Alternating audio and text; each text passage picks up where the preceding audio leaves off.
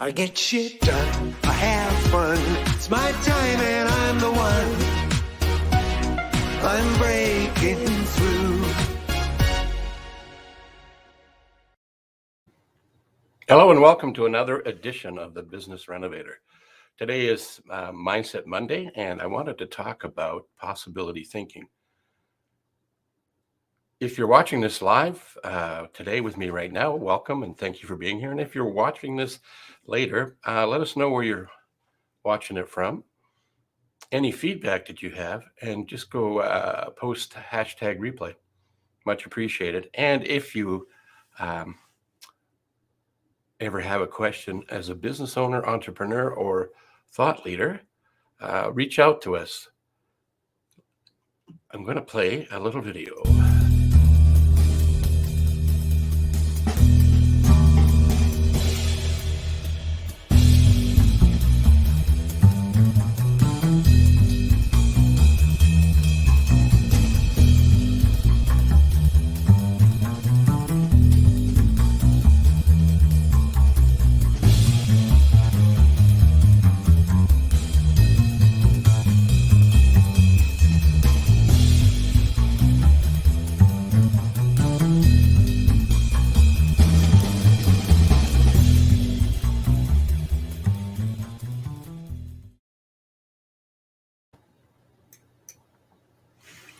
So if you ever have a question that you want addressed by a business coach around team, time, money, strategic planning, anything relevant to business development, people development, reach out. There's a group of us around the world under the Focal Point brand, and I may not have all the answers to all the questions because I don't have all the answers.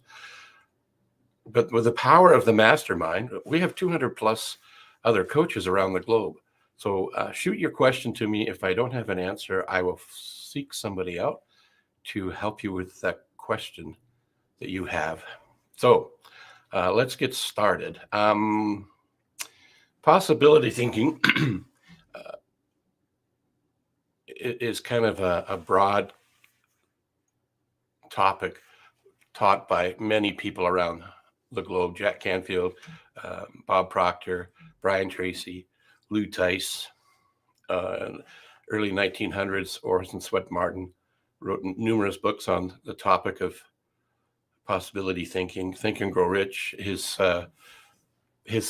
study over 20 years of 500 individual success leaders has a lot of great content in there. But I want to pick on one that has helped tie all of this stuff together for me.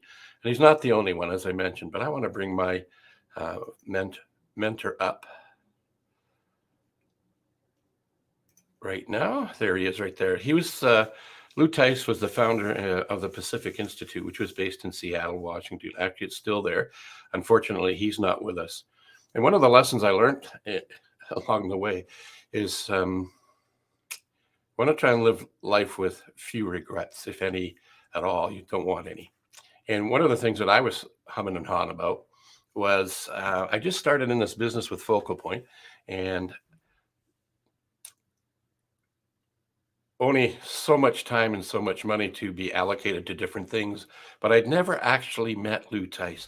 I'd been studying his content and his materials, and I'd helped facilitate it for probably 20, 25 years, somewhere in that range. And there was a possibility to meet him in Seattle at a Lou Live event. And so one of the things he taught me, of many things, was if you know what you want and why you want it and stifle the how, anything is possible.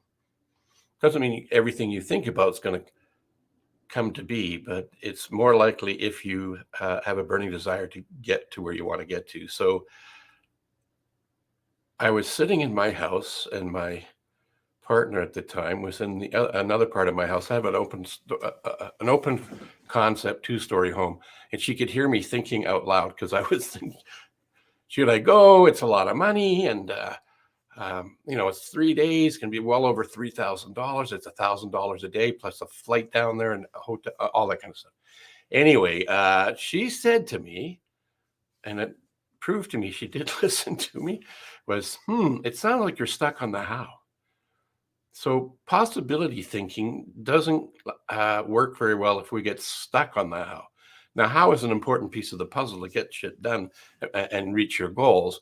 However, if we get stuck on inventing and creating the how before we've really had an opportunity to focus on what we want and why we want it. So I found a way. I decided to go, and I went to Seattle, Washington. That was in September 2011, and got to meet him. And no regrets. He was a brilliant man in the flesh, as he was in the teachings that I'd studied by reading and listening and watching his content. And it was a game changer for me. What was interesting is when I came back, I found a way to more than quadruple the investment in terms of being of service to other people. So don't let the how get in your way. And that's one of the things he was a big teacher of. That was one of his, I guess, pillars would be a way to say it. Something that came up to me into my imagination a couple of weeks ago, actually a couple of months ago, was BS, believe to see. So you get to believe the possibility of something good coming your way or helping other people out in a way that helps them and serves you. Be in the BS belief to see business. Anyway, let's move the slide along here. He taught that we have these things called Scotomas, blind spots. And you've probably seen this image before. There is a young lady and there is an old lady. And what he was teaching us with these blind spots is in all five senses we have habitual thinking about how we see things. And I'm going to talk about that here today. So what do you see? Do you see a young lady, or do you see an old lady, or do you see both? If you see both, I'm going to suggest that you're not likely to be able to see them both at the same time. But what you are doing is actually toggling back and forth really quick. Young lady, old lady, young lady. Some people don't get this as easily as others, but that's okay. It's just a demonstration of how we do have these blind spots and Sketomas in our minds. So here's Lou's, one of his quotes that I really like. He says, our present thoughts determine our future. So what are you thinking about? What are you dreaming about? What do you want to make happen? And if you're hoping to make something happen, Jack Canfield, a friend of mine, says that's probably not a good strategy. It's almost like an opioid. So hopium, you want to get rid of hope and start planning and strategizing and seeing yourself at your ideal future end. As Loutice's quote says here, our present thoughts determine our future. Here's another scotoma busting exercise. If I was in a live room, I'd have everybody looking at this and asking you if you can see the floor plan of the home that's there. It's a silhouette of the home. Or do you see, is there some other figure in there? Maybe an Indian chief? Do you see that? The floor plan is the one where you've got the chimney layout there showing you where the chimney is. It's right over here to the left, bottom. If you go to the far left, that's the second image. Do you see that? How about the arrow? That's pretty easy to see. It's pointing down, right? Well, I'm making all that up because none of that's there really. That's one way to perceive it. It depends on how you process information and data. So if you're looking at this black on white, which is what we're pre-programmed to do most of the time, you'll be finding that you're not right. So if you connect the white spaces, you'll see actually what is there is the word fly. Just another trick, demonstration of how our subconscious mind processes information. This actually was at the event I was in September with the Lou Live event. And what he was teaching us in his training is to have a reflective thinking journal, just like this one here. I've got my word. I don't know. Well, yeah, I guess you can see a chicken scratch in there. Anyway, the reason we want to do that is if you have a reflective thinking journal, you can capture your affirmations, your thoughts, your dreams, your well, actually, if you think of Clint Eastwood, the good, the bad, and the ugly, capture those thoughts and see what's really showing up on a regular basis. Thinking on paper is a really powerful thing to do. It's probably one of the hardest things for us to do is to think on paper. I'm not sure exactly what the stats are, but 3% of us think on paper, write our thoughts down and sort things out. Majority of us think in our mind. And what ends up happening in there is our minds have a beautiful imagination and they're very powerful. And what that means is it can come up with all sorts of reasons why we shouldn't do things. And it can also come up with a whole bunch of reasons why we should do things. It tends to focus on the why we shouldn't get stuff done versus how we should get stuff done, unless we've created the burning desire, the reason really why we want to do stuff. I was listening to a song the other night. See if I can find my notes here. And the song is, I forget the artist, unfortunately, but the song was all about look for the good in things. And lo and behold, in my journal, I had put the same sort of thing there. Right? Look for the good in things. So that's being a possibility thinker versus an impossibility thinker. Look for the possible solutions that could be there instead of the problems that are currently showing up. One of the things Loutice talked about was even though I have this problem and I don't have the solution, I know I'm moving towards it and I can find it. What he was sharing with us up here was him reading some of his written notes from his own reflective thinking journal. And 3 of them are up there. I am soft on people and hard on the problem. I listen and I'm open to reason. I yield to principle, not to pressure. Now, if you notice that, if you're looking at yield, I don't think that's spelled correctly, but you get the gist of it. I yield to principle, not to pressure. What is it you're saying to yourself? What is it you're thinking about? Why don't you catch what your thoughts are on a regular basis and timestamp it, date it, and make a commitment to go back and review it on a weekly or monthly basis and see what trends in your thinking are coming up. Do you have what Zig Ziglar says, stinking thinking, or are you thinking in a way that supports where you want to get to?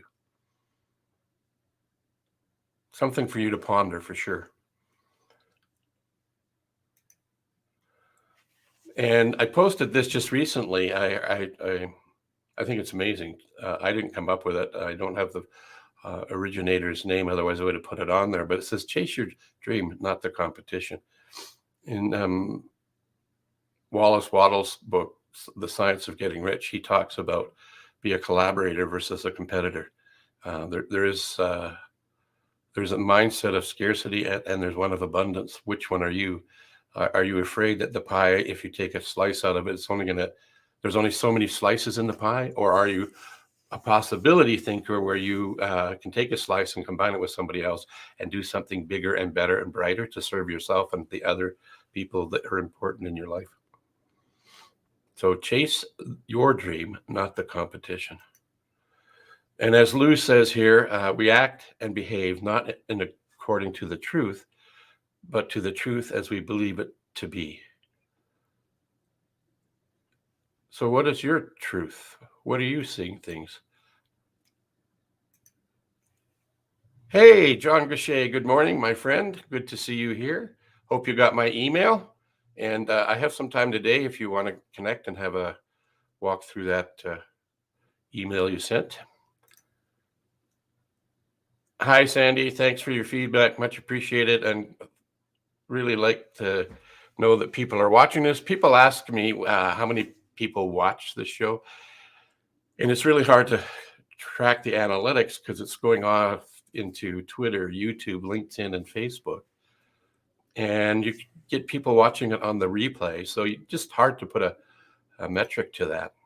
But I wanted to just point it out today. Be a possibility thinker, a solution seeker, and just know that if you don't have the answer, it's there.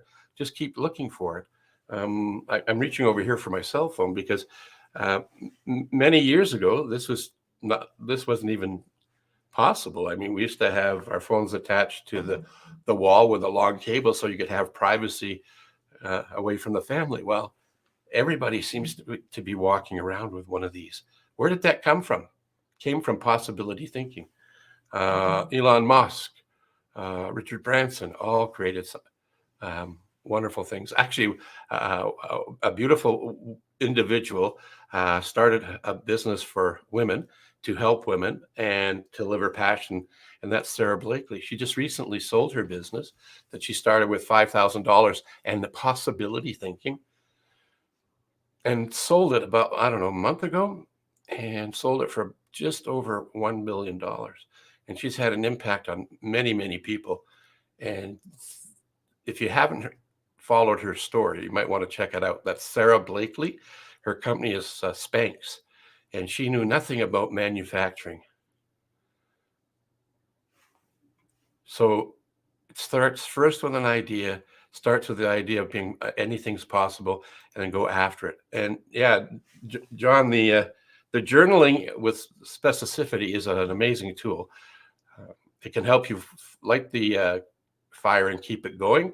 It can also tell you where you're thinking stinking, and you can decide, is it something I want to change, or is it something I want to let it go? So you can make a decision to let it go or make it happen. It's totally up to you.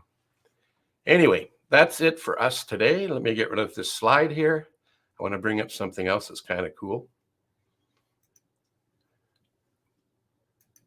I want you all to go out today and the rest of this week and the rest of this year and act how even the balance of next year. And that's to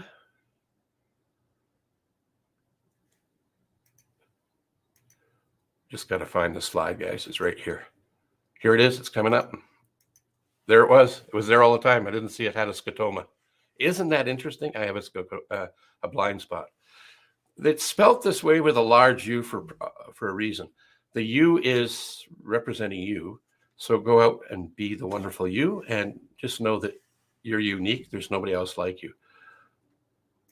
If you liked what you heard today on the show, and if you know somebody who has a story or a message that you think would be important for people to hear, make an introduction. Let's get them some airtime in the new year and share their message and make an impact on somebody else's life. Until we meet again on the Business Renovator, I'm Coach Phil. Have a wonderful, wonderful week.